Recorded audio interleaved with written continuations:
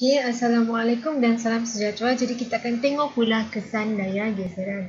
Okay, jadi kalau kamu masih ingat daya geseran cikgu ada ajar, daya geseran ada dua. Okay, macam mana dia boleh berlaku? Satu, dia mesti ada arah bertentangan. Kalau kamu bergerak ke kanan, daya geseran kamu mesti ke kiri. Kalau kamu bergerak ke kiri, daya geseran kamu mesti ke kanan. Satu lagi daya geseran akan berlaku jika ada dua permukaan yang bersentuhan. Okey, so kita tengok apakah kesan daya geseran ni. Okey, so kita ada 6. Kita ada 6 kesan daya geseran. So yang pertama adalah permukaan yang bergeser akan menjadi panas. Okey, paling senang kalau ni. Contohnya kalau orang ni dia sesat dekat tiba-tiba pergi dekat pulau, ataupun dia terdampar dekat pulau, ataupun dia terpaksa tinggal dekat gua, contohlah kan. Ataupun orang yang pergi berkemah, paling senang lah. Orang pergi berkemah and then diorang hendak masak sesuatu ataupun ingin memanaskan diri. Okay? Jadi untuk buat bahan api itu tersebut, kita perlu ada geseran. Jadi bila kamu buat macam ni, okay? Bila kamu buat macam ni, kamu ambillah contoh kayu.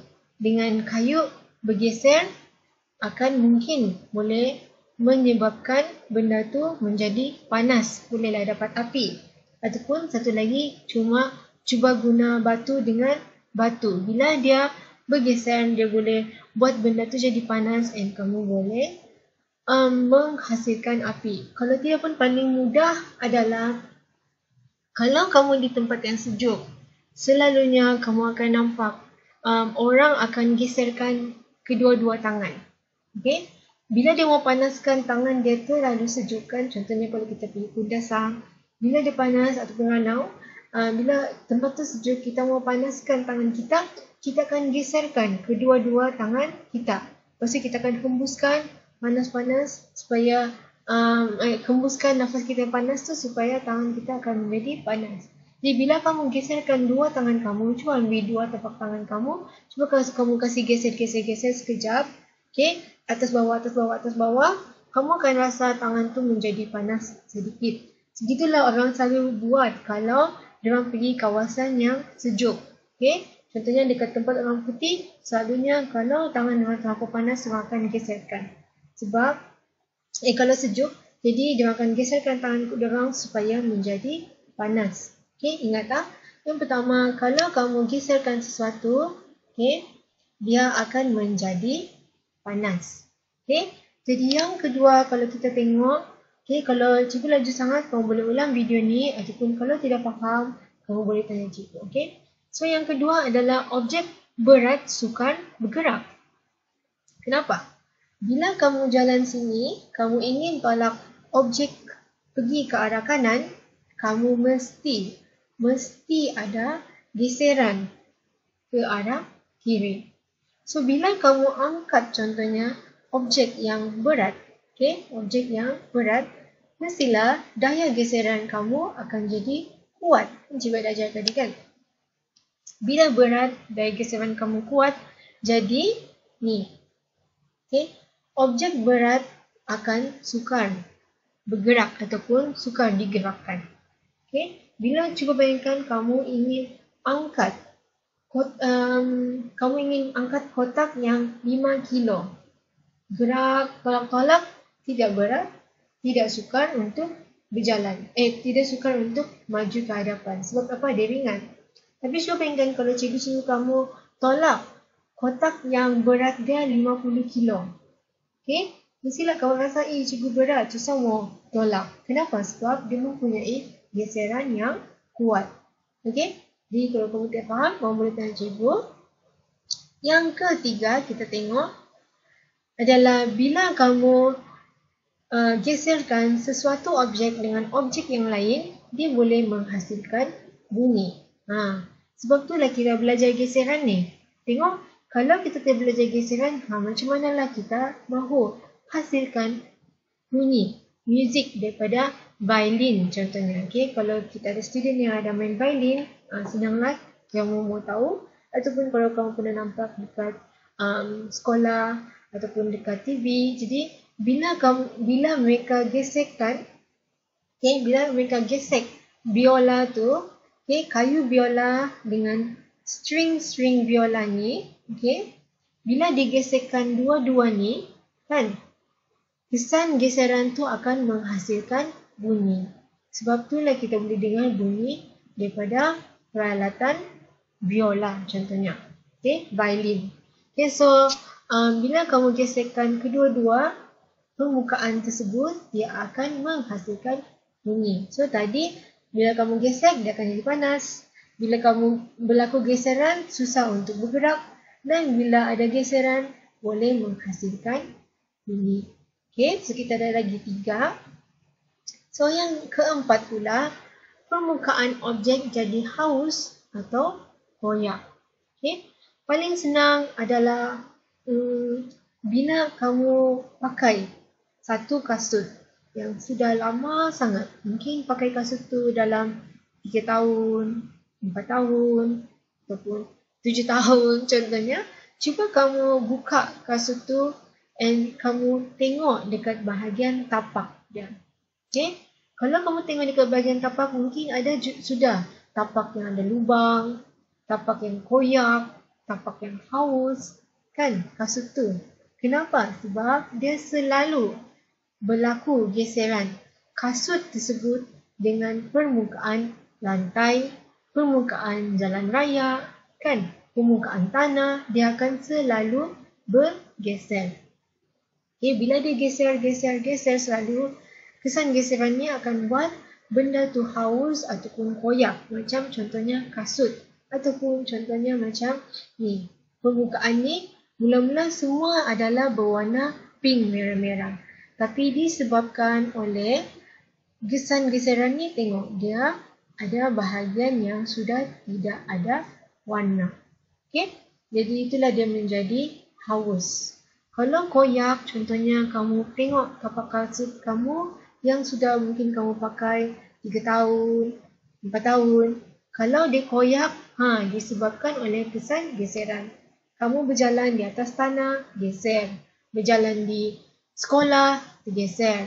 Berjalan di atas jalan raya, geseran. Kita tengok pula yang ke-5. So, geseran ni boleh memperlahankan atau menghentikan pergerakan objek. Kenapa? Kalau kamu tengok kereta ni bergerak ke hadapan. Kalau dia bergerak ke hadapan, geseran dia mesti apa?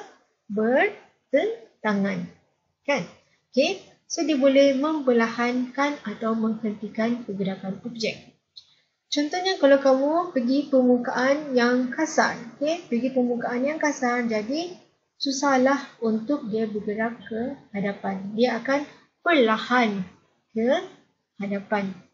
Sebab geseran di bawah adalah kuat disebabkan dia kasar. Satu lagi, untuk kesan geseran kita ada sini objek yang pegun. Objek dalam keadaan pegun. Jadi kamu boleh buat disebabkan geseran, objek tu boleh terhenti. Dia boleh statik dekat sana. Dia pegun dekat sana, berhenti dekat sana. Disebabkan oleh geseran. So sini adalah 6 kesan geseran. Kalau kamu tidak faham, kamu berikan cikgu. Kalau tidak, kita tengok slide yang seterusnya.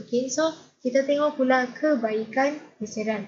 So sebenarnya kita ada kebaikan daya geseran, kita ada keburukan daya geseran, tapi hari ini kita cuma belajar kebaikan dahulu. Minggu depan kita akan sambung dengan keburukan. Jadi kita ada kebaikan geseran. Kebaikan geseran ni kita memang perlukan geseran dalam kehidupan setiap hari sebenarnya. So kalau kamu tengok objek dalam keadaan pegun tidak bergerak. Cuba bayangkan. Cuba kamu letak satu kertas dekat atas meja. Dia tidak akan bergerak. Kalau kita tidak daya geseran, kamu letaklah kertas, buku, pen dekat atas meja. Lepas tu kamu tengok, dia terjatuh sudah. Letak jatuh, letak jatuh. Letak jatuh, letak jatuh. Okay? Tapi disebabkan oleh geseran, kalau kamu letak apa-apa dekat lantai, apa-apa dekat meja, apa-apa lah dekat mana-mana, yang penting dia tidak akan bergerak sebab ada kesan geseran.